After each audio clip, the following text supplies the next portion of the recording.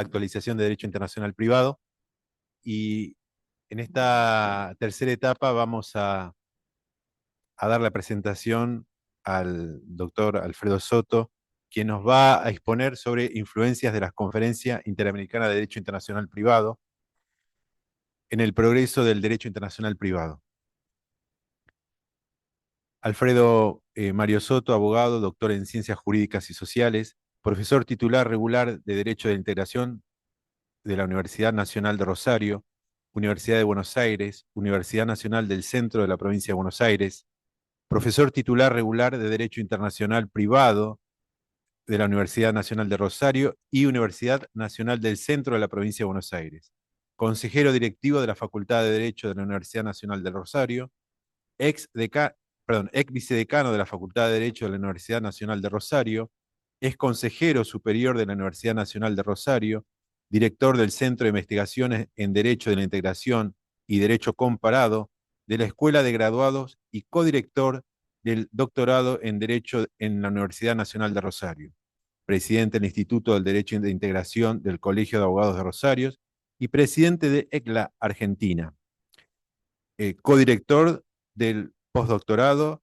en Globalización y Derechos Humanos, Università di Reggio Calabria. Perdón. Bueno.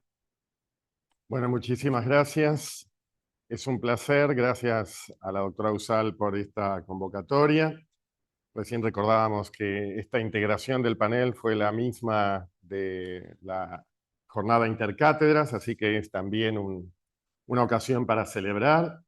Muchísimas gracias a todos ustedes, a quienes están aquí presentes presencialmente y los que están de manera remota. Este tema relativo a la influencia de las conferencias especializadas y particularmente de las convenciones interamericanas de derecho internacional privado en el progreso precisamente del derecho internacional privado es sumamente relevante en este año en que, como dijo la doctora Notakela, se celebra ya medio siglo de la primera conferencia de la que surgieron las convenciones llamadas de la CIDIP I de Panamá del 75. Como nosotros celebramos como podemos y como queremos, lo celebramos de esta manera, ¿no? Que está muy bien. Con agua, pero lo celebramos igualmente. Después se verá si hay alguna otra cosa más espirituosa. Si uno se refiere al vocablo influencia, normalmente se habla de efecto que algo produce en personas o cosas.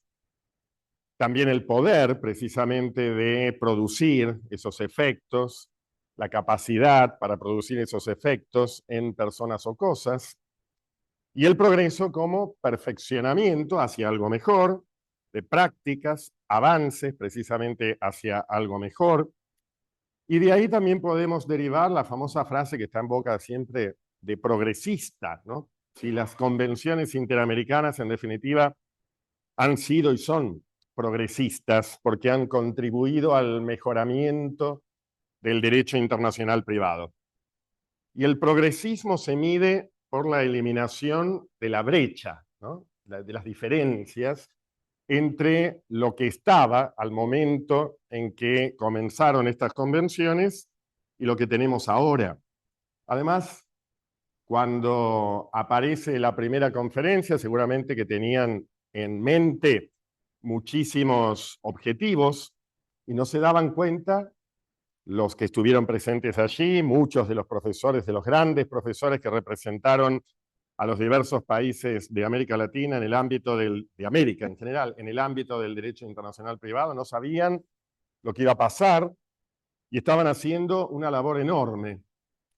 Esa brecha entre lo que existía, que eran los tratados, en definitiva, de Montevideo, la primera codificación, como también ha sido referida por la doctora Notakela. Diego Fernández Arroyo, a quien vamos a tener próximamente, dice de la vocación de América Latina por la codificación del derecho internacional privado, porque en efecto fue la primera codificación exitosa, la de 1889 en el mundo, luego modificada en el 40, el Código Bustamante en el medio, y El mundo cambió, evidentemente, terminó prácticamente, no iba a terminar en 1975, pero iba a terminar poco después, la edad contemporánea, o los coletazos, diríamos, de la modernidad, para pasar a la posmodernidad. Y entonces América se vio necesitada de volver a codificar en otros términos, porque evidentemente la codificación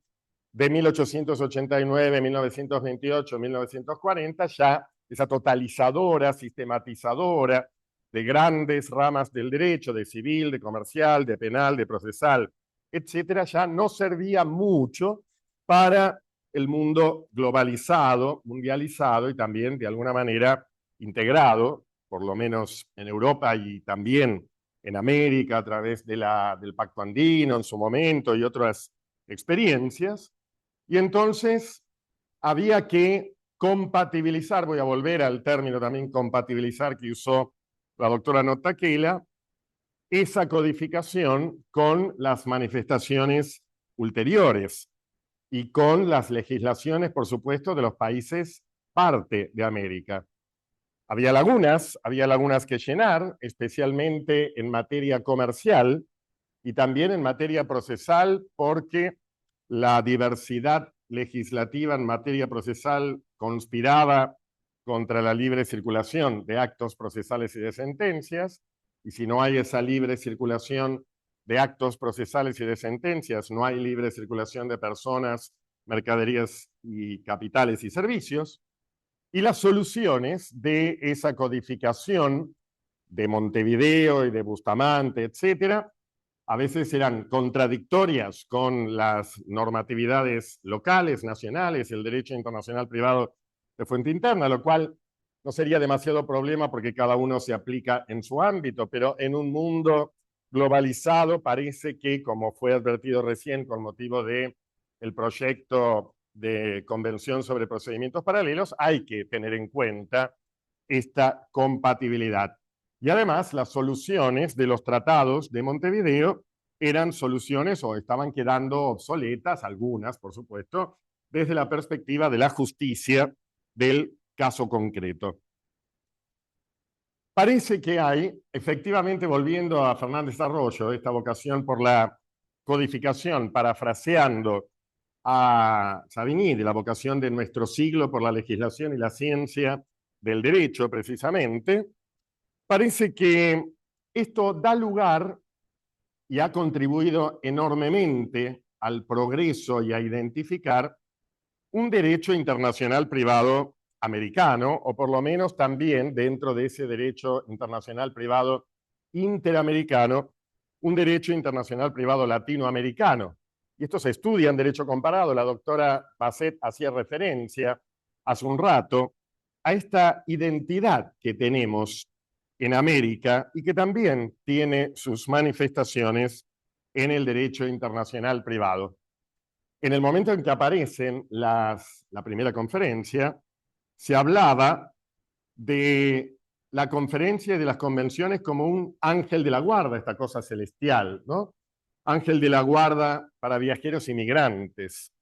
Y efectivamente era un custodio, era un protector tal vez, para estos viajeros que se localizaban, ¿no? Hoy en día hay que preguntarse, en un mundo deslocalizado, en un mundo desterritorializado, si efectivamente sirve para viajeros y para migrantes. La cuestión de los migrantes es una cuestión elemental y ha sido motivo de varias jornadas a las que hoy, por supuesto, no me voy a referir.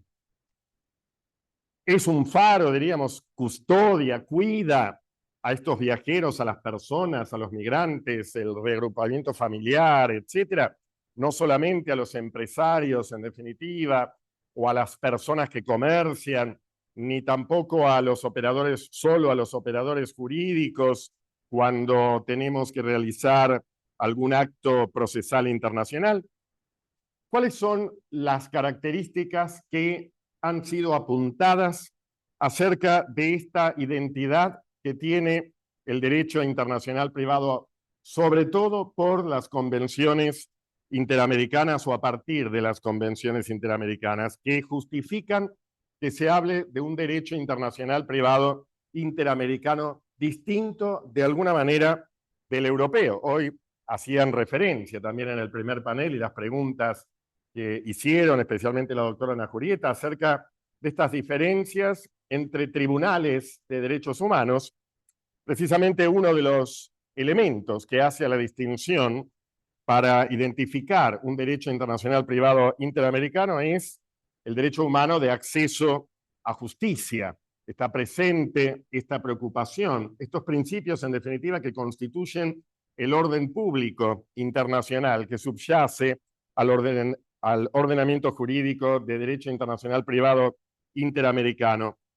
Pero también está basado esto en los instrumentos de soft law, a los que también se ha hecho referencia, una gran cantidad de instrumentos también provenientes del Comité Jurídico Interamericano, de la OEA, de estas conferencias especializadas, la desestatización del derecho internacional privado, con el auge, por ejemplo, de la lex mercatoria y la solución de controversias arbitral. Yo creo que estas son características que son más bien propias de nuestro sistema de derecho internacional privado, que en algunos casos Europa no tiene tan significativamente como lo tenemos nosotros.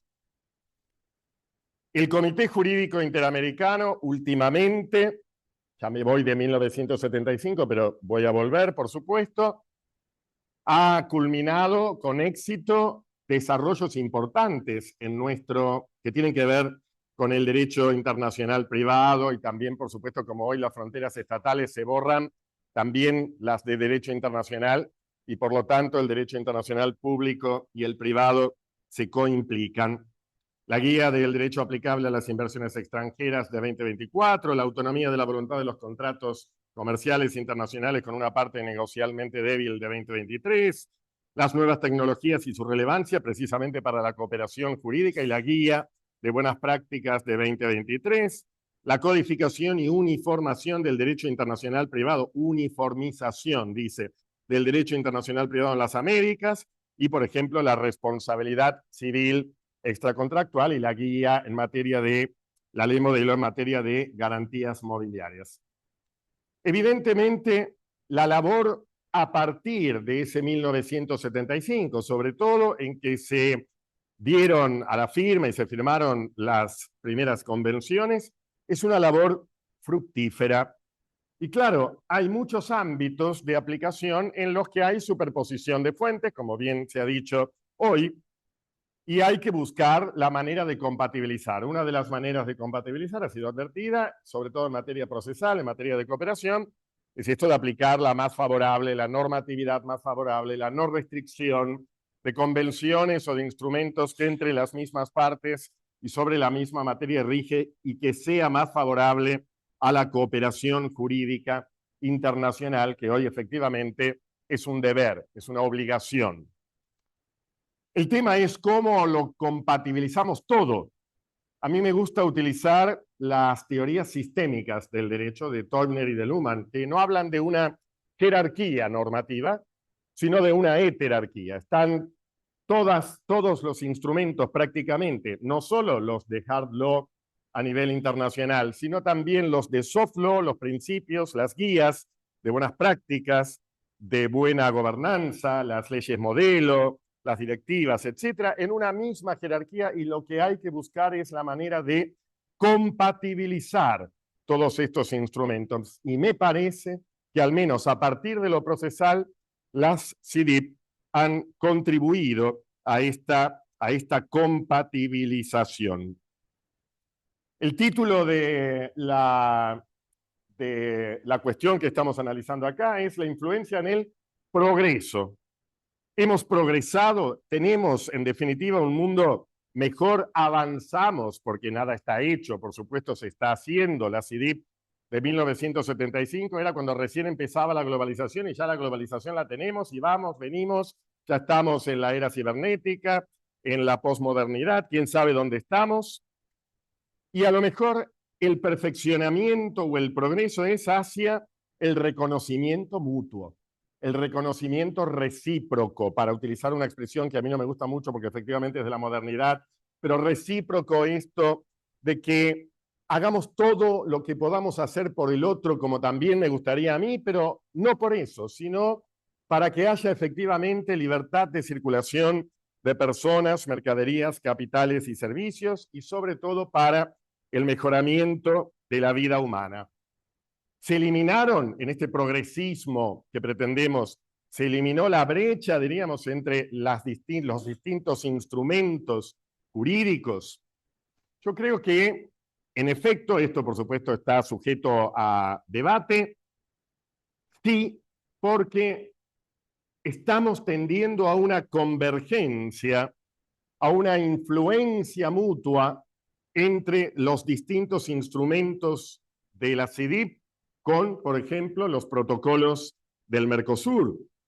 Especialmente, podemos apuntar la CIDIP séptima con relación precisamente al acuerdo sobre ley aplicable a relaciones de consumo en el Mercosur del año 2017. Y antes la CIDIP de arbitraje de 1975 en el acuerdo de arbitraje del Mercosur. Es cierto, por supuesto, que el acuerdo de arbitraje del Mercosur es mucho más ambicioso porque introduce las normas de derecho internacional privado, porque se aprovechó la ocasión de acordar en el Mercosur uniformar reglas que no estaban uniformadas necesariamente entre los 4 países originarios del Mercosur. Las CIDIP también ayudan a una interpretación evolutiva porque precisamente no restringen las prácticas más favorables. Y esta convergencia,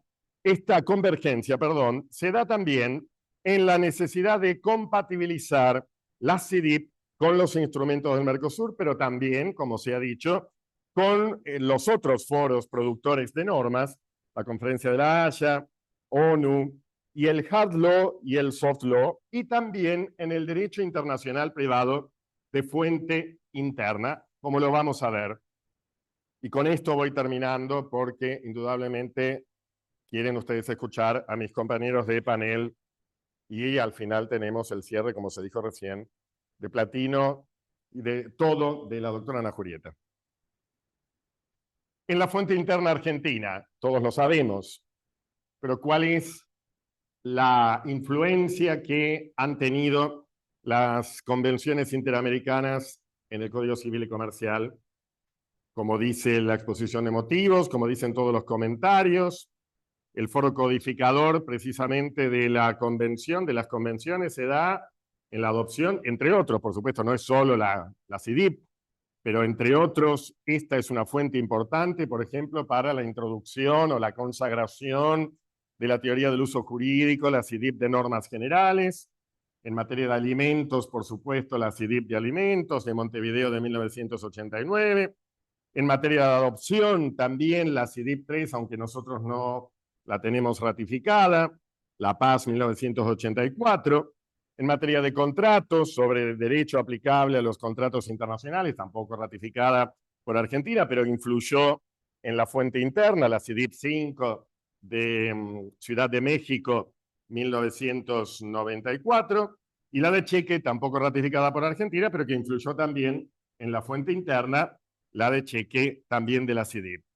En Venezuela, anterior, por supuesto, a nuestra fuente interna que cumple 10 años, en Venezuela, la ley de 1998, según la gran jurista venezolana Tatiana Meckel, la CIDIP, efectivamente, las CIDIP han influido notoriamente en los principios generales, la CIDIP de normas generales, que ya fue apuntada, la de derecho aplicable a los contratos internacionales y la de eficacia extraterritorial de las sentencias y laudos arbitrales extranjeros, que en general los principios consagrados en nuestro Código Civil y Comercial, como es una cuestión procesal, esto es discutible, no se puede meter la nación en estas materias, entonces hay principios generales, pero que también está inspirado de alguna manera en esa CIDIP de Montevideo de 1979. En Panamá, en la codificación panameña del derecho internacional privado, en gran medida por Panamá pasa el derecho internacional privado, al menos desde la perspectiva marítima, la influencia, según Gilberto Bután, de la CIDIP en el Código Panameño, precisamente en materia marítima. En Chile, en el anteproyecto, que ojalá que algún día se eleve a proyecto, se elevó, se constituya en proyecto y que finalmente sea sancionado de 2020, en la nota de elevación se advierte la influencia de la CIDIP, otra vez, en la teoría del uso jurídico, en materia, por supuesto, la CIDIP de normas generales y también la de información y prueba del derecho extranjero de Montevideo de 1979 en cuanto a los medios de prueba. Contratos también, la influencia otra vez de la CIDIP de derecho aplicable a contratos internacionales. Y la CIDIP 3 sobre competencia en la esfera internacional para la ejecución de sentencias, no ratificada por Argentina, y también la de eficacia extraterritorial de sentencias y laudos arbitrales. Y la CIDIP 1 de exhortos y cartas rogatorias. Estoy siguiendo todo lo que han dicho en la exposición de motivos, en la nota de elevación y en los comentarios en cada uno de estos países. Ya voy terminando. Me faltan como 20 países, pero ya voy terminando. No, simplemente 2. Brasil.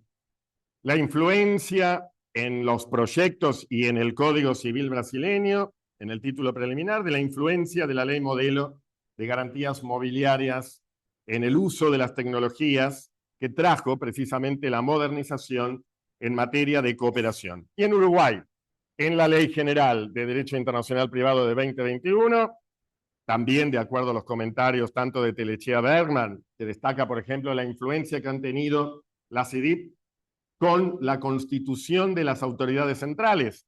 No es el único foro, indudablemente, pero también ha consolidado este mecanismo al que hoy han hecho también referencia. Y la doctora Fresnedo de Aguirre, que habla de la influencia de la CIDIP 1 sobre régimen legal de poderes también en la ley uruguaya, la CIDIP 2 de normas generales, utilizado precisamente por la jurisprudencia, porque este es el tema interesante. No solamente el diálogo de fuentes, en definitiva, que las fuentes son estáticas, el diálogo de encargados del funcionamiento de todas estas normatividades, el diálogo de tribunales, que es muy importante a la luz precisamente de actuar el derecho para la justicia del caso concreto. La CIDIP sobre derecho aplicable a los contratos, también que ha influido en la ley uruguaya, la CIDIP sobre domicilio de las personas físicas, la CIDIP 2 de Montevideo del 79 y la CIDIP 4 en materia de alimentos y de restitución internacional de menores, Montevideo 1989. Este es un breve pantallazo, en definitiva, entonces, ¿de qué? De la influencia que efectivamente ha ejercido el foro codificador, con las salvedades que tiene la codificación interamericana, por temas, no como Montevideo, en definitiva Montevideo, digo, del 89, del 40, y el Código Bustamante, sobre otros foros internacionales que se coimplican y que convergen entre ellos, y también entonces con las legislaciones de fuente interna, anteproyectos, proyectos, leyes, y sobre todo en la actuación concreta en el caso concreto. Seguirá entonces siendo este ángel de la guarda, este custodio de la persona, de los viajeros, de los migrantes. Vamos hacia ese mundo mejor, efectivamente, que hoy pregonamos, del reconocimiento mutuo, no solo, esto es una expresión de reconocimiento mutuo comercial originalmente, pero luego también de reconocimiento mutuo de los actos y de las instituciones de tutela, precisamente de la persona humana, de los menores, de los adultos mayores, como hoy han hecho referencia también en el primer panel. Esto lo dejamos a la discusión, pero yo creo que hay elementos optimistas para decir que efectivamente en estos 50 años ha habido esta influencia valiosa. Alguna vez se ha hablado, pero como se habló también de que se había terminado el mundo, prácticamente con la caída del muro de Berlín se había terminado, ya se terminó una era, pasamos a otra, hay visiones relativamente pesimistas, otras más optimistas. Se habló en su momento del fin de fiesta de las convenciones interamericanas simplemente porque ya no había convenciones prácticamente, sino instrumentos de soft law que hacen que hoy sea sólido, porque volvemos al principio. El derecho hoy tenemos que acostumbrarnos a esto de la desestatización, de la desinternacionalización, de la deslocalización, de la desterritorialización, y a un mundo donde tengamos que seguir compatibilizando y buscar la manera más simple precisamente de hacerlo entre los instrumentos tradicionales, la pirámide tradicional, que tampoco se cae necesariamente, por más que hablemos de heterarquía, con las diversas manifestaciones que hacen a la riqueza de esta materia. Y tenemos, por supuesto, con relación a alguna pregunta que habían hecho en el primer panel, derecho internacional privado para rato, precisamente. No estaba muerto, en todo caso, estaba de parranda, pero eso lo veremos no con agua, precisamente, sino con algún otro elemento. Bueno, muchísimas gracias, disculpen la demora. Bueno, muchas gracias, doctor Soto. Bueno, ahora vamos a otro tema que está vinculado también con el primer panel, porque cuando hablamos de vulnerabilidad, el tema es la protección de datos y la privacidad en la era de la inteligencia artificial, una mirada desde el derecho internacional privado. Y acá hay una vulnerabilidad que me parece que nos atraviesa a todos transversalmente, justamente en esta protección de datos y privacidad. Perdón. Bueno, el que va a estar encargado de este tema es Rodrigo Laje, que es abogado de la Universidad de Buenos Aires, recibido con diploma de honor en el año 2000, en ejercicio de la profesión de manera independiente desde el año 2002. De posgrado tiene una maestría en Derecho Internacional Privado en la Universidad de Buenos Aires en el año 2010, una diplomatura en Derecho de Propiedad Horizontal, Administración de Consorcios y Urbanizaciones el 2018, abogado consultor de Administraciones de Consorcios, curso de posgrado independientes. Como antecedentes académicos, diversas presentaciones en reuniones científicas en calidad de ponente, disertaciones en ámbitos académicos, en distintas instituciones profesionales y educativas. Autor de libros, capítulos de libros y artículos de doctrina en el área de su especialidad, Derecho Internacional Privado. Evaluador y tutor de trabajos finales de la carrera de abogacía, Universidad Abierta Interamericana. Como docente en grado, profesor adjunto de Derecho Internacional Privado de la Universidad de Buenos Aires, profesor asociado de Derecho Internacional Privado de la Universidad Abierta Interamericana, profesor asociado de Derecho Internacional Privado en la Universidad de Morón. Profesor miembro del plantel docente en distintas materias dictadas en la Maestría de Derecho Internacional Privado de la UBA, profesor miembro del plantel docente en distintos programas de actualización, maestrías y cursos del Departamento de Posgrado de la Facultad de Derecho de la Universidad de Buenos Aires. Profesor miembro del plantel docente en distintos programas de actualización y maestrías. Perdón, se me escapó, disculpen.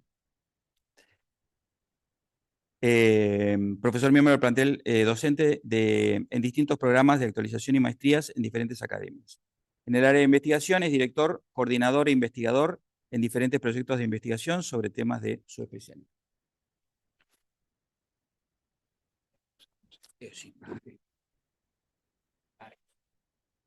Gracias. Sí. Sí. ¿No? Bueno, gracias por la presentación. Bueno, en primer lugar, aplaudo la celebración de esta tercera edición de jornadas de actualización y agradezco una vez más, muy especialmente a la doctora Usal, la invitación que me ha dado para poder participar y el honor de, bueno, poder compartir nuevamente con estos dos colegas este espacio. Bueno, la idea mía fue tratar de focalizar uno de los aspectos sobre los que diserté las jornadas anteriores, que era el tema de la responsabilidad de la inteligencia artificial, y en este caso focalizarlo especialmente en el área vinculada a la protección de datos y la privacidad en la era de la inteligencia artificial. En este sentido, podemos decir que en la era digital contemporánea, la protección de datos y la privacidad se ha convertido en elementos esenciales para salvaguardar los derechos fundamentales de las personas frente a las nuevas tecnologías, en particular la inteligencia artificial. La rápida expansión de la inteligencia artificial ha llevado a la recopilación, análisis y explotación masiva de datos personales, generando nuevos desafíos jurídicos y éticos. La naturaleza transnacional de estas tecnologías requiere un enfoque desde el derecho internacional privado para armonizar y coordinar las soluciones normativas nacionales e internacionales, garantizando la protección efectiva del ciudadano en diferentes jurisdicciones, pero también el acceso a la información y el flujo de datos. Las tensiones entonces se producen de alguna manera entre el derecho a la privacidad, por un lado, y ese libre flujo de información y la supresión de restricciones al empleo de datos personales por parte de las empresas o de los estados. ¿A qué se dirige esa protección de datos? Fundamentalmente está dirigida a impedir que se produzcan consecuencias lesivas o dañosas con relación al tratamiento de datos. Concepto complejo, si los hay, esto de tratamiento de datos. ¿Qué es el tratamiento de datos? El reglamento general de protección de datos de la Unión Europea, al cual en breve me voy a referir, que fue adoptado por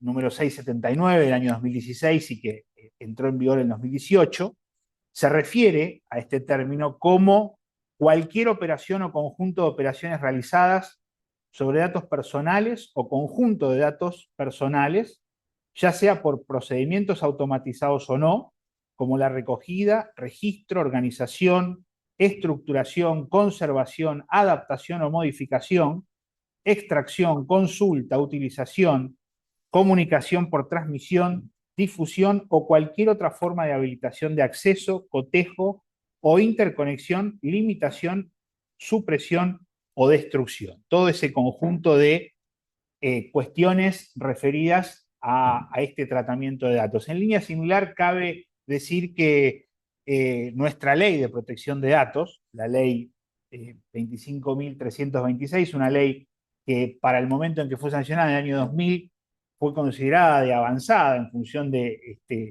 el tratamiento regulatorio que le dio, se adecúa un poco y va en línea a estas referencias que efectúa el reglamento de la Unión Europea. Sin embargo, después vamos a hacer algunos señalamientos más con relación a otras disposiciones que tiene esta ley de protección de datos de nuestro país. Los principios que sustentan la protección de datos a nivel global, tanto en marcos jurídicos nacionales como internacionales, incluyen el consentimiento explícito del titular de los datos, obviamente a la obtención de los mismos, ¿no? La finalidad específica para la cual se recolectan, la minimización de esos datos, la utilización mínima en función de esa obtención y el destino que se les va a dar, la transparencia en la gestión y la seguridad en el tratamiento. Esos principios de alguna manera pretenden garantizar la autonomía y dignidad de los individuos frente a las empresas y los estados que potencialmente pueden utilizar estos datos para finalidades comerciales, políticas o de control social. Actualmente no hay un marco global vinculante que regule de manera más o menos uniforme el tratamiento de los datos de carácter personal, ni proponga soluciones a los problemas del derecho internacional privado. No obstante, han habido intentos de generar o de uniformar esos criterios, y que principalmente se dieron a partir de enunciaciones de principios, del soft law. O sea, acá hay como una inicial intervención del soft law que luego vamos a ver que constituyó base para varias de las regulaciones actuales nacionales y algunas de índole internacional también. En 1973, por ejemplo, el Comité Asesor del Gobierno de Estados Unidos propuso los denominados Fair Information Practice Principles, principios de prácticas justas en el ámbito de la información, constituían 5 principios: publicidad, accesibilidad, consentimiento, rectificación y responsabilidad. Todos estaban destinados o tenían por objetivo garantizar la protección de la privacidad y la seguridad de la información almacenada en sistemas computarizados. Años más tarde, en el año 1978, la Organización para la Cooperación y el Desarrollo Económico, la OCDE, partiendo de la base de esos 5 principios, los redefine y elabora 8 principios: colección limitada, calidad, especificación del propósito, uso limitado, salvaguardia de la seguridad, publicidad, accesibilidad y responsabilidad. Van en la misma línea, digamos, que los principios del Consejo de Estados Unidos. Estos principios, decía entonces, revisten trascendencia porque han servido como base para el desarrollo de la regulación de materia de protección de datos de órganos supranacionales, como el caso de la Unión Europea en el marco del Reglamento de Protección de Datos, y de algunas leyes nacionales. Representan además un consenso internacional sobre la orientación general relativa al tratamiento de datos personales. Hay un fondo común de principios que los estados reconocen en esta materia y que al menos inicialmente se han manifestado desde ese orden, desde el soft law, y comienzan a instrumentarse, ¿sí?, en instrumentos de hard law, por ejemplo, en el año 81. En 1981 el Consejo Europeo celebró en Estrasburgo la Convención para la Protección de las Personas con respecto al tratamiento automatizado de datos de carácter personal, convención que se la conoce como Convención 108. Si bien el tratado está inspirado en esos principios que fueron desarrollados en el marco de la OCDE, ofrece una mayor protección, una regulación más completa y resulta obligatoria, por supuesto, para los estados signatarios. Desde el 2008, ese instrumento se encuentra abierto para la firma de estados no miembros de la Unión Europea y de alguna manera se convierte en el primer y único instrumento jurídico internacional vinculante que protege la privacidad de los datos.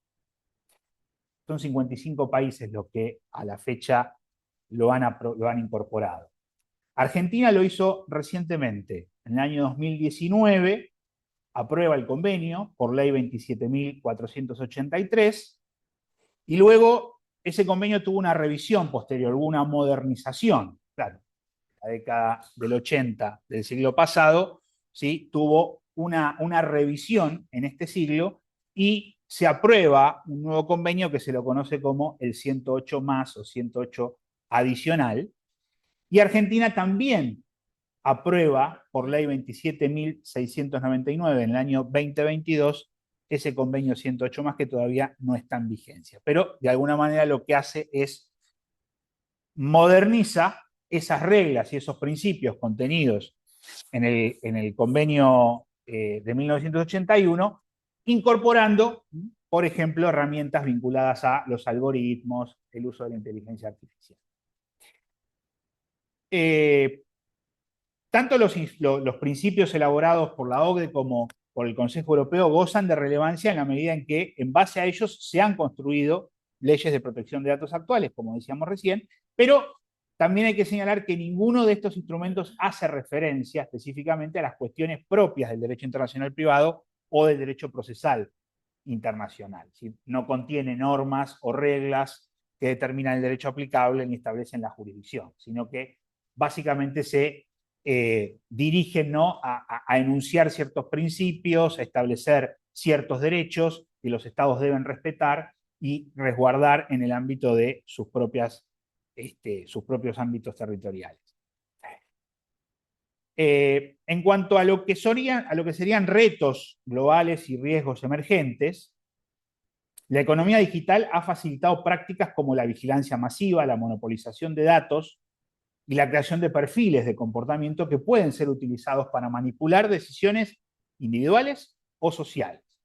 La ética, entonces, de la inteligencia artificial en este aspecto se enfrenta a retos sobre resguardo de la autonomía, responsabilidad y transparencia, poniendo en duda quizás algunos de esos principios de protección de datos que se vieron al inicio.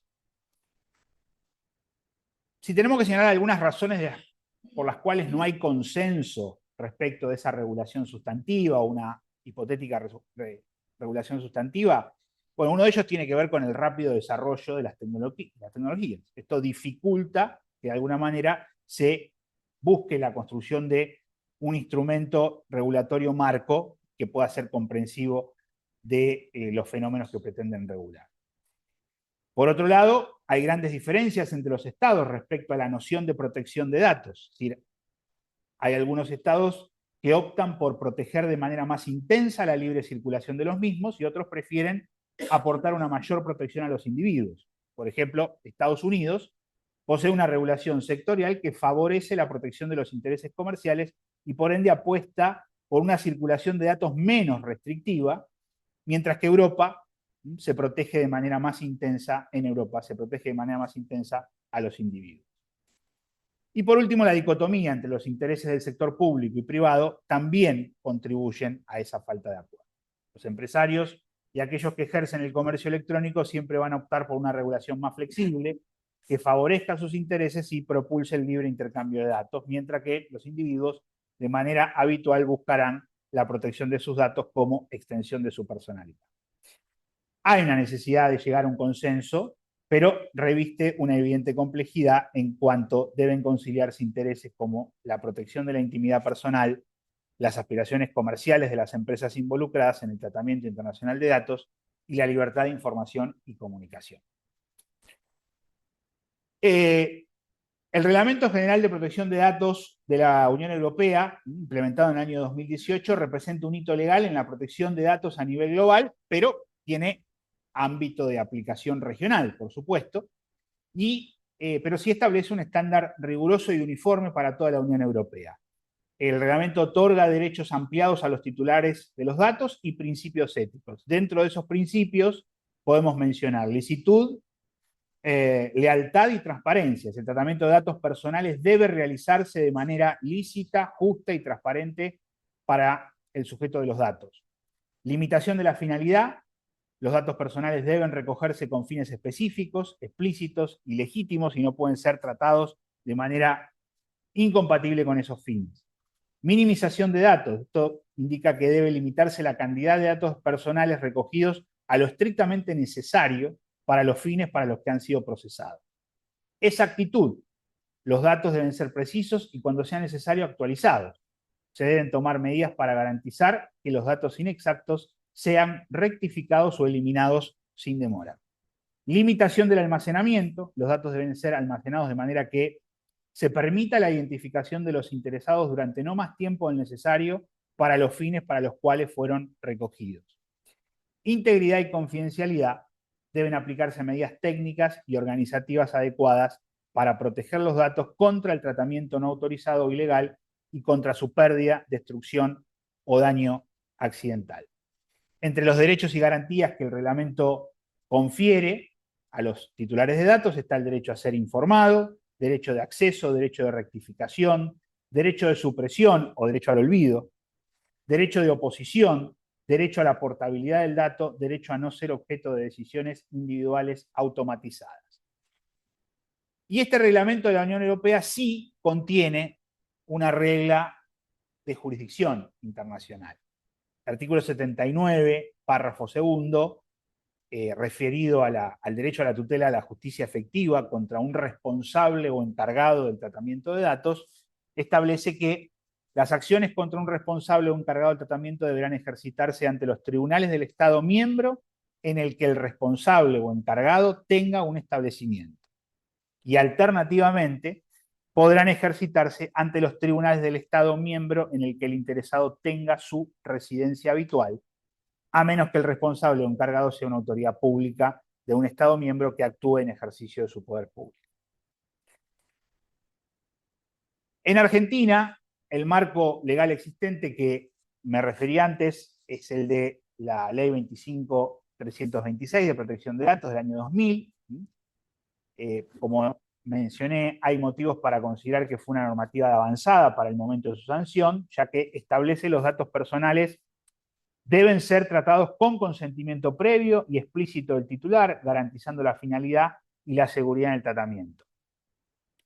Por un lado, también colmó el vacío legal que había quedado en función de la incorporación constitucional del habeas data en el año 94, dándole el marco regulatorio que había sido postergado.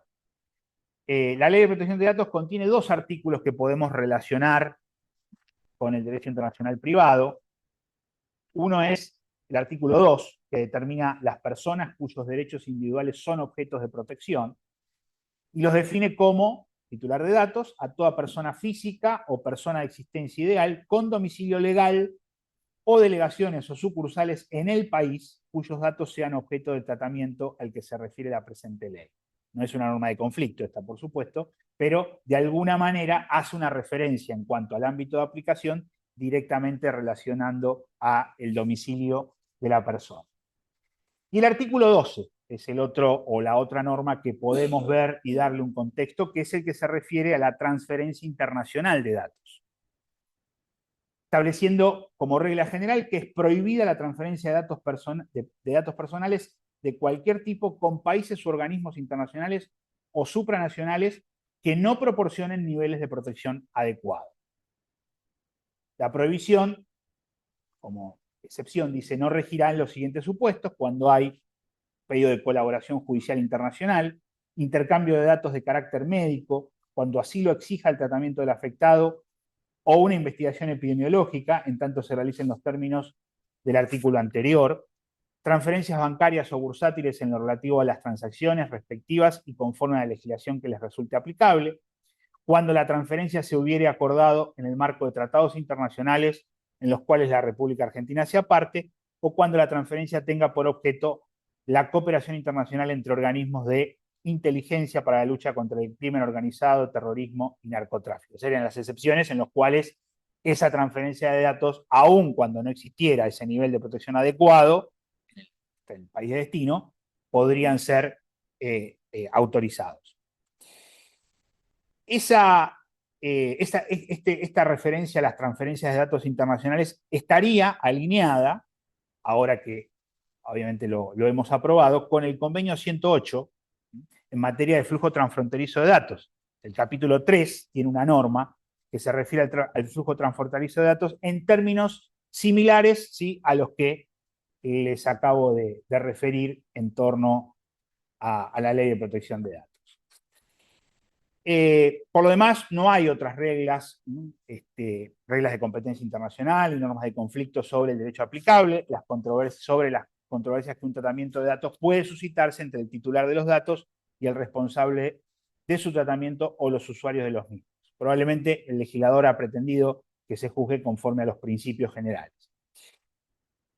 No obstante, la ley 25326 presenta limitaciones respecto a las nuevas tecnologías, al uso de la inteligencia artificial.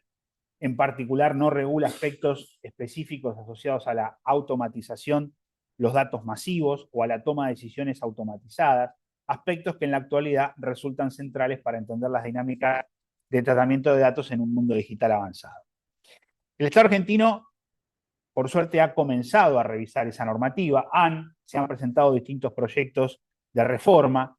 El último fue en el año 2023, y en particular, como dato quizás interesante, la Agencia de Acceso a la Información Pública participó y presidió en junio de este año la 48ª reunión plenaria del Comité del Convenio 108 del Consejo de Europa, realizada entre el 17 y el 19 de junio. Convocar representantes de los países miembros y a expertos en protección de datos y privacidad para discutir temas relevantes y avances en la materia.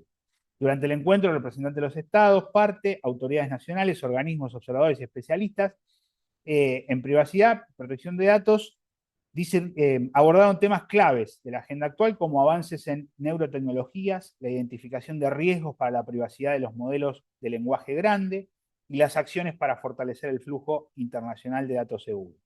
Se repasó el estado de ratificaciones del 108+, esta revisión o modernización que se hizo del convenio 108, y se puso a consideración un plan de trabajo para fortalecer las transferencias internacionales seguras. ¿Sí? Se está trabajando o se está buscando alinearse con esta modernización que de alguna manera exige la ley 25326.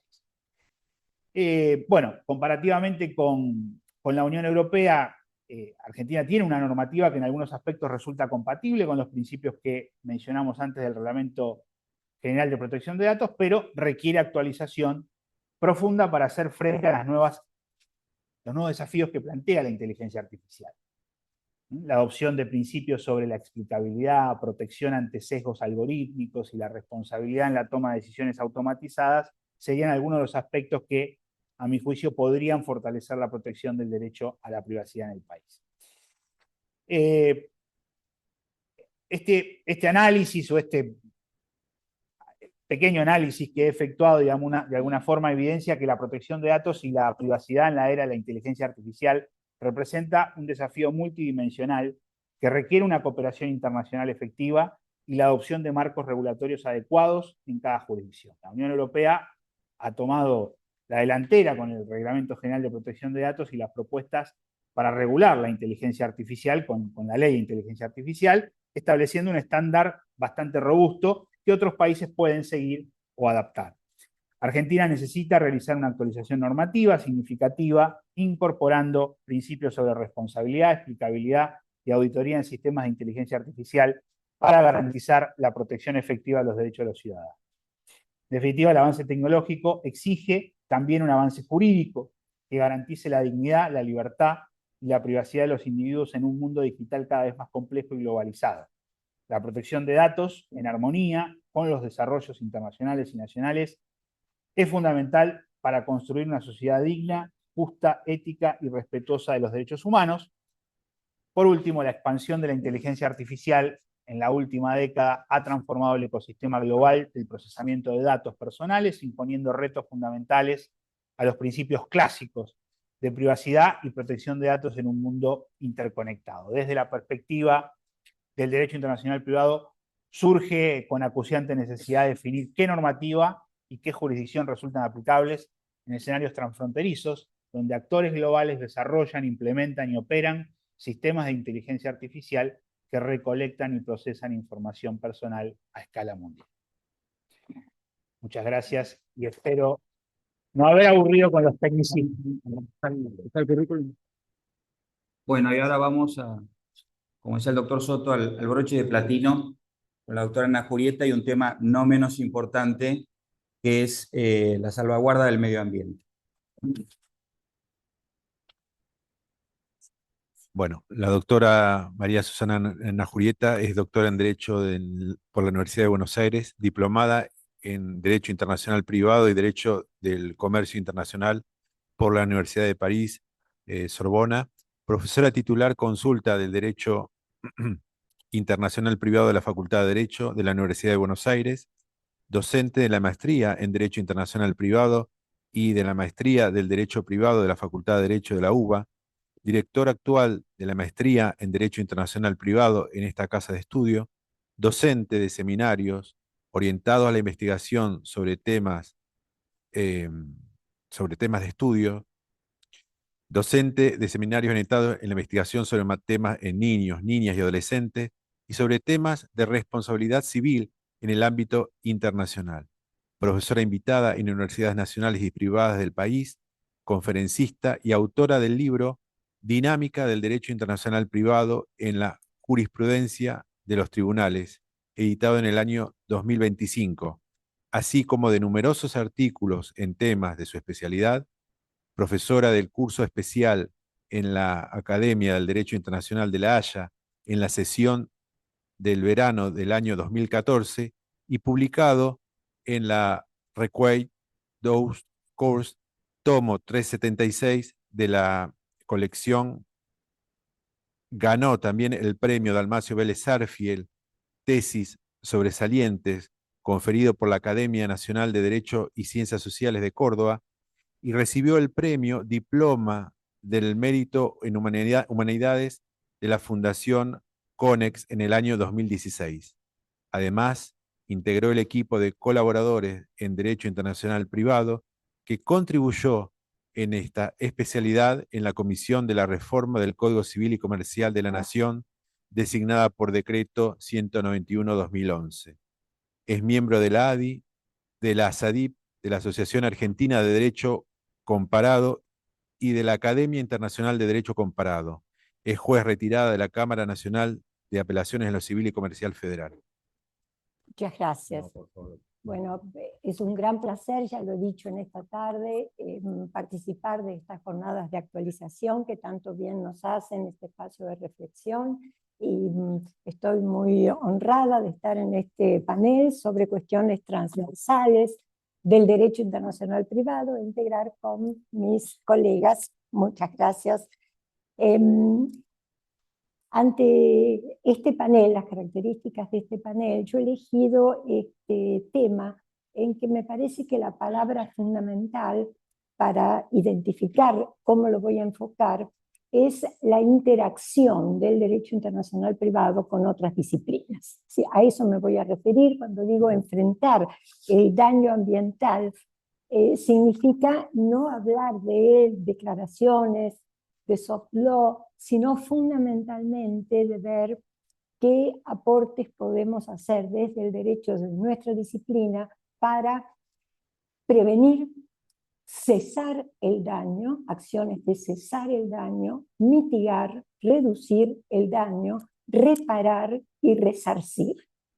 Es decir, va a haber un componente, cuando empecemos con el tema, fuertemente jurisdiccional. Un punto de inspiración ha sido las palabras de Hans van Loon en el coloquio por el que se celebró el centenario de la Academia. Me voy a olvidar siempre de hacer esto, pero en el centenario de la Academia de Derecho Internacional de La Haya, en mayo del año 2023, él sostuvo, hablando de este tema, que las estrategias para la concreción de los objetivos de desarrollo sostenible están basadas en instrumentos e instituciones del derecho internacional público. Pero, sin embargo, las operaciones, inversiones, emisiones, las conductas que dañan el ambiente son consecuencias de actividades privadas, de operaciones comerciales, de estrategias societarias que se organizan a través de herramientas del derecho internacional privado. Este es un tema que también para mí es novedoso. Hace un par de años lo traté en el CARI, y sin embargo en 2 años avanza enormemente, así que además de un primer panorama voy a tratar de presentarles algunos casos jurisprudenciales que me parecen interesantes. Muy recientemente, la Corte Interamericana de Derechos Humanos ha dictado su sentencia en un caso de una larga lucha de la comunidad de La Oroya, en la zona montañosa del Perú, contra Perú, y ha sostenido el derecho humano a un ambiente sano, la salud, la integridad personal y la vida. Por supuesto, esto ya lo teníamos, la salud, la integridad personal y la vida, pero lo original es afirmar con solidez y con carácter de jus cogens el derecho humano al ambiente sano. Bueno, a ver, ahí. Bueno, los objetivos, ustedes ya los hemos mencionado en el día de hoy, en la conferencia de la doctora Usal. La Asamblea General de la ONU en el año 2015 fijó 17 objetivos de desarrollo sostenible y 169 metas concretas. Al tema que yo trato son pertinentes el objetivo 13, adoptar medidas urgentes para combatir el cambio climático y sus efectos, y entre las metas voy a citar reducción de riesgos y sistemas de prevención y alerta temprana, así como una etapa de enseñanza, de educación y de cultura individual y colectiva para mitigar daños y para formar la conciencia de recomponer. Y el objetivo 16, que es el que siempre citamos en Derecho Internacional Privado, porque es promover sociedades pacíficas e inclusivas para el desarrollo sostenible, facilitar el acceso a la justicia para todos y crear instituciones eficaces, responsables e inclusivas en todos los niveles.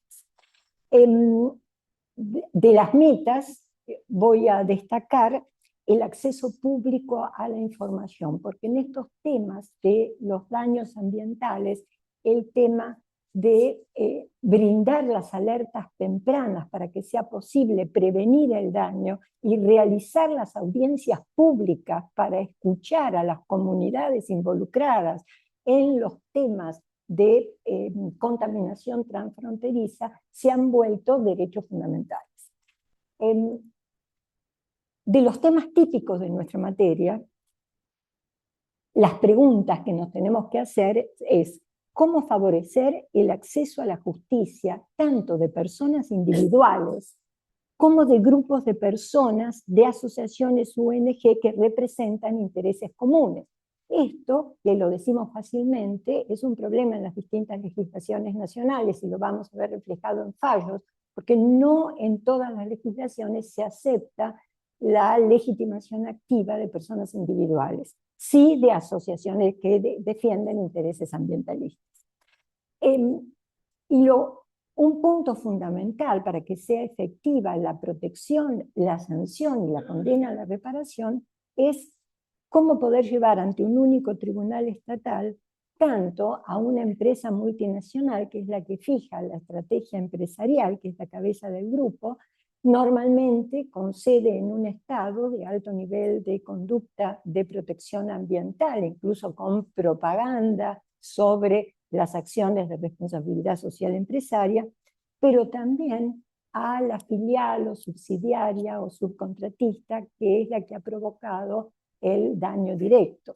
Normalmente el lugar de producción del daño directo permite la jurisdicción de esta subsidiaria, de esta filial, no siempre solvente para la condena o las acciones de reparación ambiental que necesita este tipo de problemática. Entonces, un problema es cómo poder llevar ante un único tribunal a la sociedad que se ha distraído en la fijación de sus políticas empresariales porque no ha puesto el ojo ni ha supervisado con la debida diligencia las acciones de aquellas empresas por las cuales obtiene lucro. Y cómo evitar el fraccionamiento del juez competente, porque si seguimos el principio mosaico, que ya hemos tratado en otras oportunidades, tenemos cada juez abre su jurisdicción por el lugar de producción del daño, pero limitado al daño causado en su jurisdicción. Y esto obliga a las víctimas, piensen ustedes si son actores individuales que están luchando por el agua contaminada o la toxicidad que impide su agricultura, es imposible llevar sus pretensiones y sus demandas ante una pluralidad de jueces por daños fraccionados. Así que en estas preguntas, en la respuesta a estas preguntas, yo creo que el derecho internacional privado tiene un especial papel por sus funciones de coordinación de ordenamientos jurídicos, de interacción entre disciplinas y de balance de intereses materiales. Esta tal vez es la diapositiva que yo prefiero, porque es la que me parece que muestra las interacciones en distintas disciplinas. Por supuesto, este tema lo tenemos encarado en el derecho internacional público, es decir, la prohibición de causar cualquier degradación ambiental con la contaminación de aguas, emisiones nocivas, consumo excesivo del agua que compromete la vida de todos los seres vivientes, no solamente centrados en el ser humano. Esto está en los grandes pactos de derechos humanos, el Pacto Internacional de Derechos Civiles y Políticos y el Pacto Internacional de Derechos Económicos, Sociales y Culturales. En los últimos tiempos, tal vez, bueno, desde el año 1985 en adelante, donde se ha trabajado mucho sobre el cuidado de la biodiversidad, aparecen los instrumentos medioambientales que pertenecen a la disciplina autónoma del derecho ambiental, desde la Convención Marco de Naciones Unidas sobre Cambio Climático, con el principio de precaución, el Protocolo de Kioto de 1997, con objetivos vinculantes divididos en distintos periodos en el tiempo, el Acuerdo de París en el año 2015, que coincide con el año donde se elaboran los Objetivos de Desarrollo Sustentable. Bueno, en estas disciplinas que tienen su autonomía, aquí aparece el rol del derecho internacional privado, donde lo propio es asegurar el acceso a la jurisdicción de las víctimas. Tiene el rol de designar el derecho aplicable al fondo, y esto es fundamental porque el fondo, recordemos, que rige la legitimación sustancial activa y pasiva, cuestiones como la prescripción, y elabora el cuerpo de normas coactivas de un derecho nacional que van a funcionar como orden público internacional de ese Estado. Tiene a su vez la problemática de la categorización, porque no es lo mismo si un tema de responsabilidad social empresaria lo categorizamos como un problema societario y por lo tanto se va a regir por la ley personal de la sociedad, y ahí abre a la sociedad la posibilidad de establecerse en el derecho que más le convenga, en el sistema que más le convenga, o si ubicamos esta categoría como responsabilidad civil por obligaciones delictual o por obligaciones no convencionales, como sostiene la mayoría de los juristas. Pero aquí hay una diversidad en las normas de las distintas legislaciones nacionales.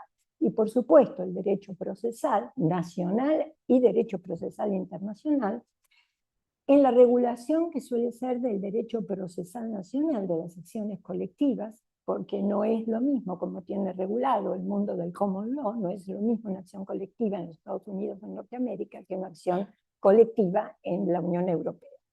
El tema de la conexidad que hoy tratábamos, por eso le dije al doctor Saavedra que iba a retomar algunos de los puntos que él trataba, el tema de la litispendencia y las facultades para el dictado de medidas cautelares transfronterizas, porque son las que pueden concretar el cese del daño, es decir, el carácter inmediato y urgente del cese del daño. Bueno, estos son hitos fundamentales sobre la responsabilidad social empresaria, que no me voy a detener, son de los años 2011, 2015, pero sí me quiero detener en un instrumento que se está elaborando desde el año 2014 y vio la luz en noviembre del año 2024, que es la Directiva 1760 del Parlamento Europeo y del Consejo, del 13 de junio del 2024, pero que tiene plazos para la transposición que llegan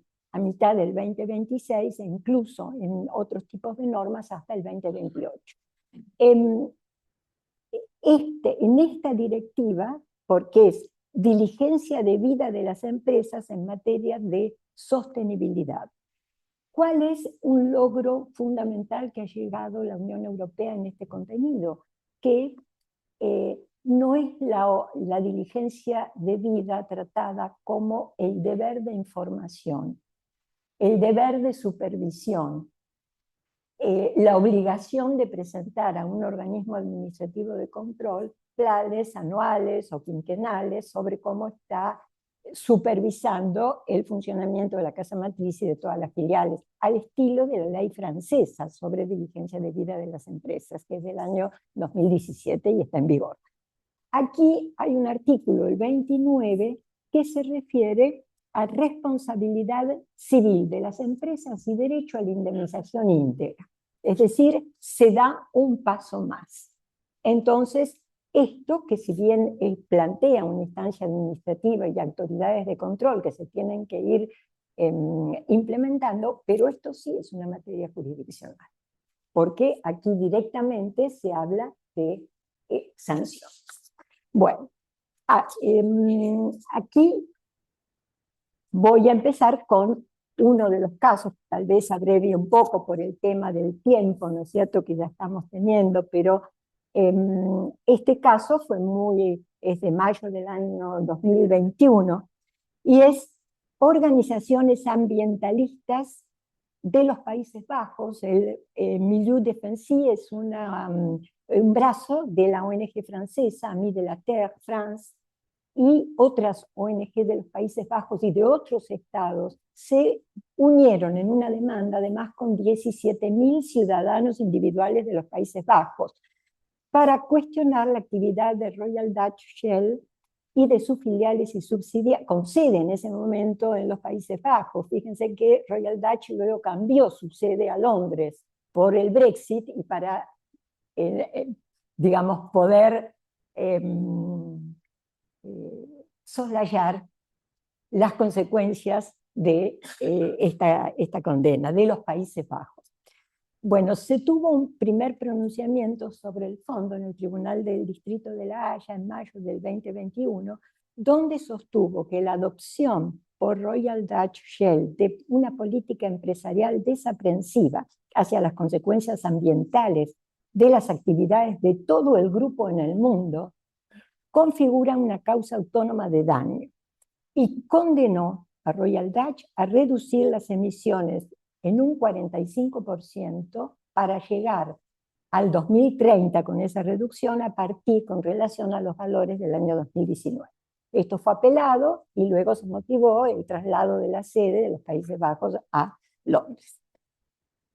En fecha más reciente, la Corte de Apelaciones de La Haya confirmó la responsabilidad de la empresa por este daño global, pero revocó parcialmente la decisión en cuanto a las precisiones concretas de la reducción, porque sostuvo que no había posibilidad ninguna de hacer las mediciones precisas y no había elementos para condenar a una reducción precisa y cuantificada de las emisiones. Es decir, la Corte de Apelaciones de los Países Bajos redujo la presión de la Corte de Distrito de La Haya. Tenemos otro caso también del Reino Unido, es la Suprema Corte del Reino Unido, en el caso de Lungowe y otros, contra la gran multinacional del Reino Unido, Vedanta Resources, y otra, porque la otra es la filial con acción directa en la mina de Chingola, en Zambia, Kukola Copper Mines, que es la propietaria, la filial de Vedanta, casa matriz con sede en el Reino Unido, y la filial con sede en Zambia. Aquí son 1.826 ciudadanos individuales de 4 comunidades del distrito de Chingola, Zambia, que sufrieron contaminación durante 15 años en los cursos de agua por explotación minera de cobre. Aquí el punto era la jurisdicción, la apertura de la jurisdicción del juez inglés con su alto concepto de diligencia debida y responsabilidad empresaria, que se declarara competente tanto con la Vedanta, la casa matriz, que evidentemente era competente por el domicilio en el Reino Unido y por las disposiciones del reglamento europeo que abre la jurisdicción por el domicilio de la demandada, y contestar el argumento de abuso del derecho de la Unión Europea, porque lo que Vedanta decía es que se están aprovechando de que el juez inglés en este momento todavía no se había concretado el Brexit, pero tiene que aplicar el reglamento de la Unión Europea y abrir la jurisdicción por el domicilio del demandado para forzar la acción que debería llevarse a cabo ante el juez de Zambia. Entonces, había una excepción de abuso del derecho y el tribunal inglés aplicó una doctrina del common law que es la búsqueda si hay la determinación de una causa seria para la acción, lo cual significa un juicio sobre verosimilitud del derecho que lo lleva a abrir juicios sobre el fondo del derecho aplicable para ver si la pretensión contra la casa matriz tenía una causa seria de sustento. Era verosímil. Y llegó a la conclusión, aunque hay una anticipación sobre el fondo, que descuidaba sus deberes de vigilancia debida, que no supervisaba absolutamente, ni durante los 15 años que fue la destrucción de esta zona de Chingola en Zambia, no supervisó la actuación de su filial. Este es un fallo, el que estoy citando, que es de abril del año 2019, sobre jurisdicción, es decir, apertura de la jurisdicción del juez inglés, ya les digo, un juez con alta conciencia de responsabilidad social empresaria y de obligación a la debida diligencia, contra Vedanta y contra la filial. Este tema de jurisdicción nunca se falló al fondo porque llegaron a un arreglo. Vedanta ofreció una recomposición económica de la zona de Chingola, Zambia, que fue satisfactoria para los actores. Así que no tenemos fondos sobre. No, la segunda acción es muy parecida también del Reino Unido, la de Okpabi es un rey, el rey Okpabi y todos los súbditos de su reino hizo una acción muy parecida, pero el argumento del tribunal es similar. En cambio, este es la intervención de un juez francés, otra cultura jurídica. Esta es una acción de organizaciones ambientalistas de México, de la comunidad indígena zapoteca, comunidad Unión Hidalgo, del Centro Europeo para Derechos Constitucionales y Humanos, ante juez francés, contra Société Électricité de France, por haber descuidado en la zona zapoteca los cuidados ambientales que causaron daño en el parque eólico de Gunazi-Carú en México. La parte actora había seguido el trámite administrativo de la ley francesa del 2017, la ley 399, vigente en Francia, y el trámite administrativo venía muy lento. Las acciones de daño continuaban. Entonces, se solicitó una medida cautelar del juez francés para cesar la acción depredadora en el parque eólico. En realidad esto causó tanto escándalo que el gobierno de México canceló la compra de electricidad a la Sociedad Électricité de France. Quiere decir que ya esta sociedad francesa no tenía interés en el megaproyecto del parque eólico porque los mexicanos no le iban a comprar la electricidad. En consecuencia, el proyecto se paró. Pero lo importante desde el punto de vista jurídico fue que el juez francés dictó la medida cautelar. El 18 de junio del 2024, dictó la medida cautelar de cese de daño y se declaró competente como juez de competencia global, porque es el juez de la sede de la empresa francesa, para los daños causados en el pasado, en esos años donde estuvo actuando. Bueno, esto por supuesto ha dado lugar a intentos sobre regulación típica del derecho internacional privado. Sí, está el Reglamento Europeo 1215 sobre jurisdicción internacional, y está el Reglamento Europeo de la Ley Aplicable a Obligaciones Extracontractuales del año 2007.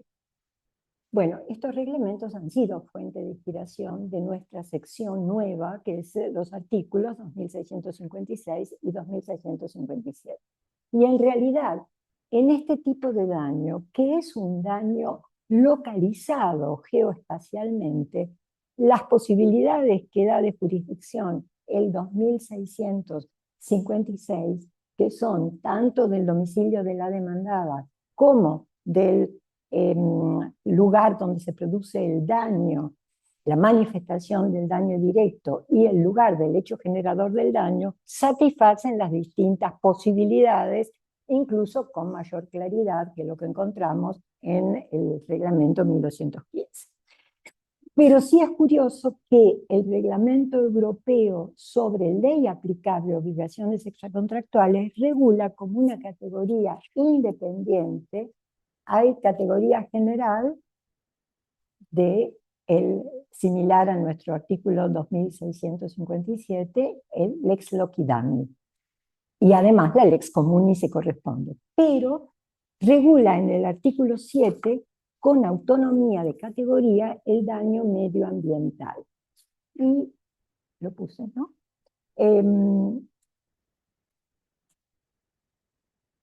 Lo hace regir, lo remite al artículo 4.1 del reglamento, es decir, a la lex loci damni, a menos que la víctima elija la ley del lugar del hecho generador del daño. Es decir, hay una limitada posibilidad de ejercicio de la autonomía de la voluntad por la víctima, por si la ley del hecho generador del daño le resulta más conveniente, más favorable. Esa es la regulación actual en Europa, en el artículo 7 del Reglamento Europeo. Sobre esto, Simeón Simeónides, que ha trabajado muchísimo en la directiva que les acabo de mencionar, la que vio la luz en el 2024, él propuso una modificación del artículo 7 del Reglamento Europeo con esta redacción. Si la obligación se genera por un comportamiento, por una omisión que tiene lugar en un país, pero que ocasiona daños a personas o bienes en otro país, el derecho aplicable será el del Estado en el cual el comportamiento desaprensivo o la omisión ha sucedido. Sin embargo, los reclamantes pueden solicitar la aplicación de la lex loci-damni si la ocurrencia de ese daño en ese Estado es previsible y si la actora lo solicita expresamente al tribunal. Es decir, con algunos matices levemente diferentes. Y la segunda sugerencia de Simeónides es tomar las normas sobre responsabilidad civil de la directiva, esta que se ha aprobado en el 2024, la directiva 1760 del 2024, como normas internacionalmente imperativas, como un piso mínimo en Europa de protección ambiental para los estados que están de la Unión Europea que están obligados a transponer esta directiva. Es decir, será en escala, será paulatinamente, pero están obligados. En realidad voy a terminar con esta sugerencia, porque mi última diapositiva es la comparación, es algo de lo que hablé hoy, que es la comparación de cómo dan dos fallos, Corte Interamericana de Derechos Humanos en la Comunidad de Oroya y otros contra Perú, y la Corte Europea de Derechos Humanos, prácticamente en el mes siguiente, en el mismo tiempo, sobre este caso que se conoce como Verein, es contra Suiza.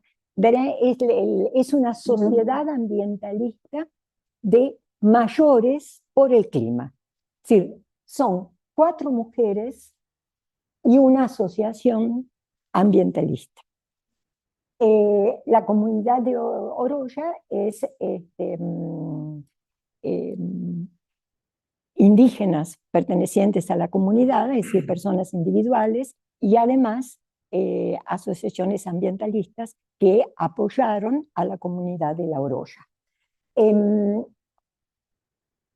La diferencia, es decir, en el caso europeo no se reconoció la legitimación activa a las personas individuales, y con relación a la asociación sí se reconoció la legitimación, pero no se le reconoció el derecho, porque pedían por un daño futuro, no tenía, era el daño a los hijos por venir.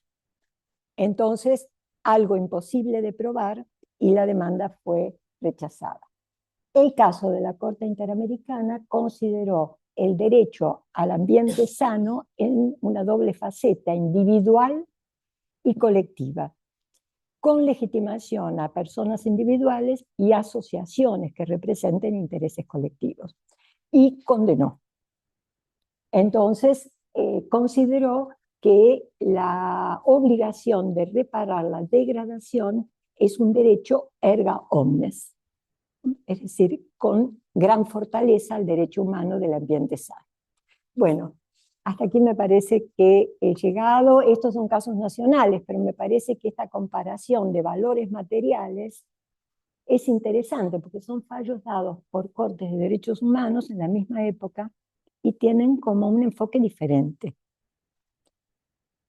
de los derechos fundamentales. Fíjense que en la Corte Europea de Derechos Humanos se presentaron como 13 estados apoyando a Suiza para evitar que se les impusieran conductas, que se dejara a criterio de los estados, pero que no se les impusiera conductas, que está dentro del margen de apreciación de los estados. Pero la verdad, en la medida en que los países europeos transpongan la directiva, las conductas van a ser obligatorias. Bueno, muchas gracias. Perdonen que la verdad me he demorado un poco. Vamos entonces a dar lugar a las preguntas.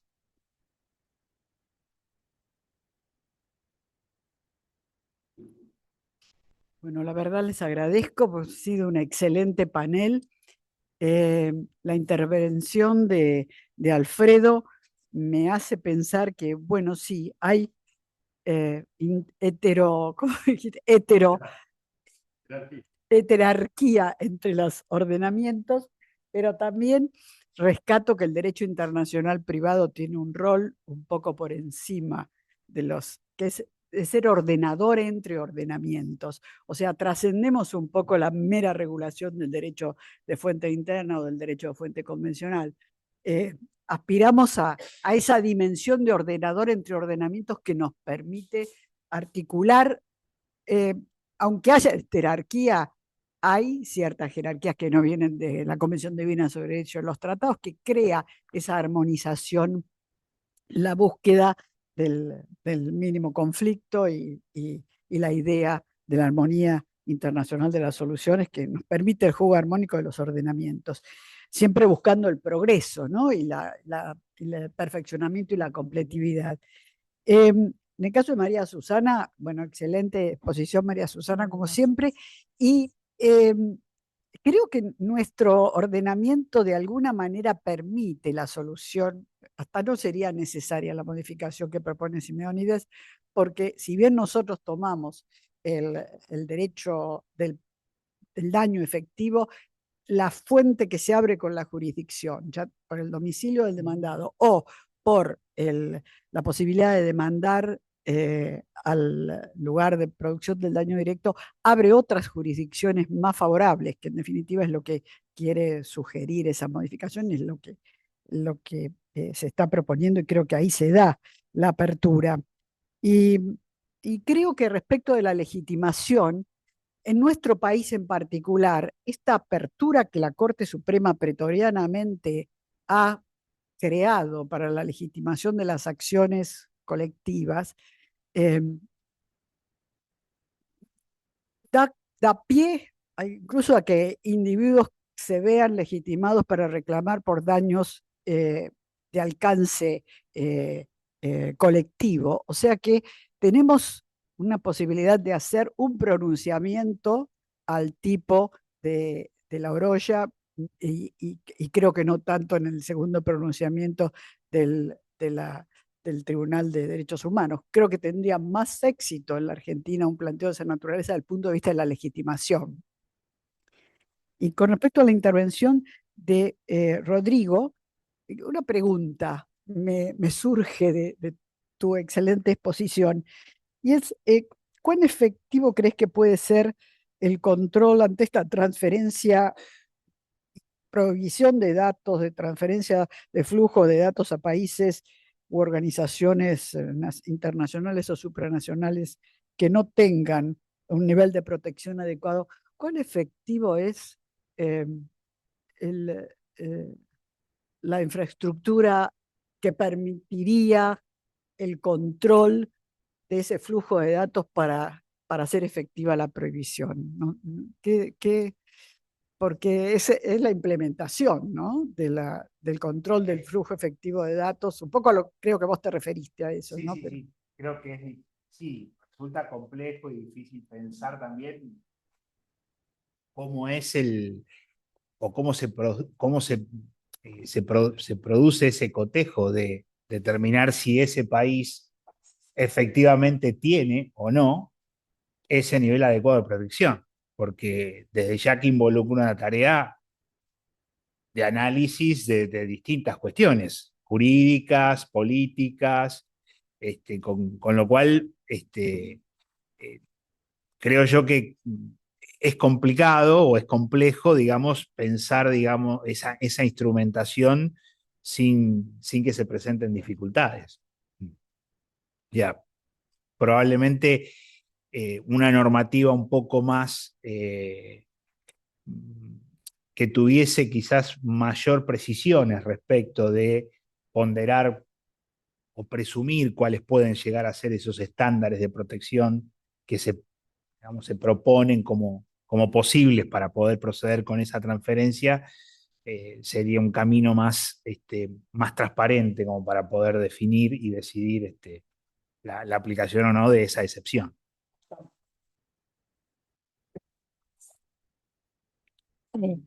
Y sobre todo con el tema de la inteligencia artificial. Ahí ya entramos en otro escenario todavía un poco más Claro, complejo, claro, mucho más mucho más complejo. complejo. Sobre datos, me hace recordar la explicación.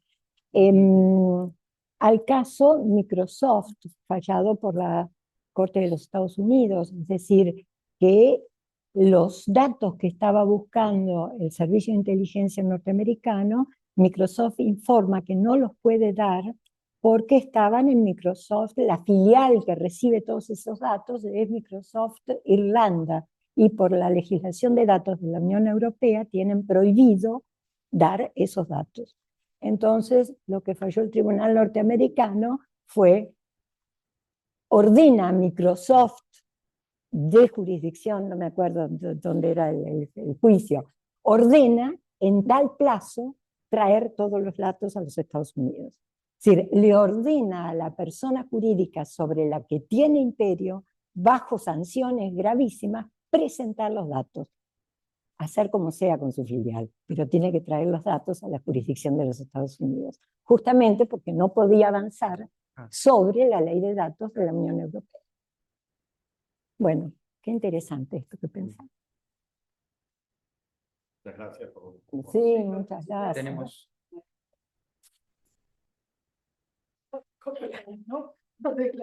Arreglaría seguramente, seguramente.